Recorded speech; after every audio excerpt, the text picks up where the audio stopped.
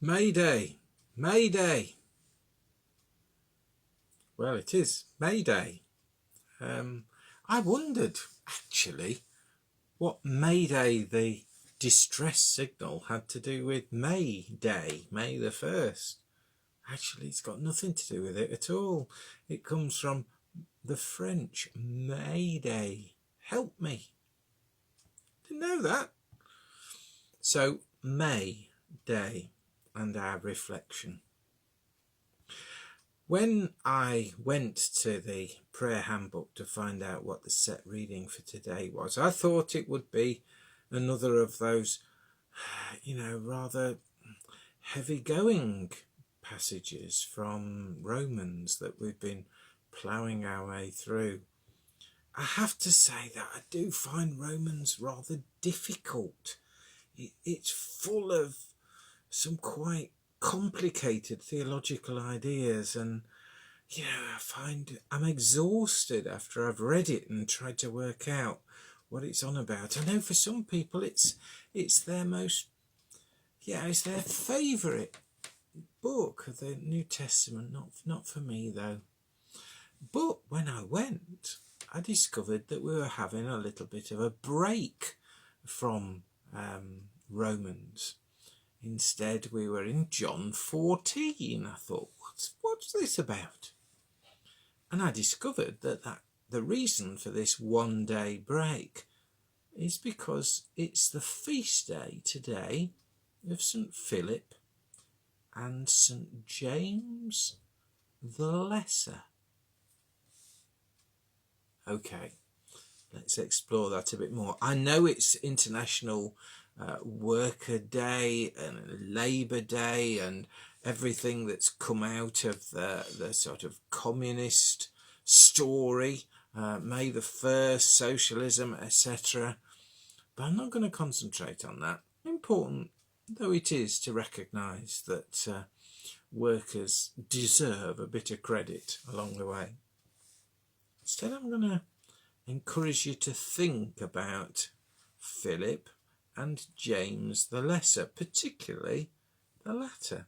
Philip gets a mention in John 14, which is why it's a set passage for today. And Philip's the one who helps things to happen, sometimes by saying the right thing, sometimes by saying the wrong thing. So in John 14, he says to Jesus, "Show us the Father." And Jesus says, "Hey, hang on. What have I been doing? I've been showing you what the Father's like." But it's Philip's question that enables Jesus then to open up about the way in which God works through Father, Son, and indeed Holy Spirit. Philip, likewise, is the one who, at the feeding of the 5,000, actually starts the whole thing off by saying, what we're going to do here, because there's all these people. He doesn't know the answers, but by asking a question, he enables things to move on. That's quite a good thing, I think. Worth pondering about that.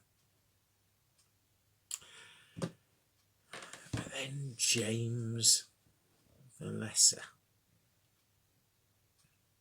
So that he's not confused with James the son of Zebedee, one of the 12 disciples, but James the Lesser was one of the 12 disciples as well. James the son of Alphaeus. We don't really know very much about him. But what a tag to be given, James the Lesser. It's a bit like Ethelred the Unready, or Jude the Obscure, or the Ugly Duckling. This one character in my family tree way back when, called Pepin the Short.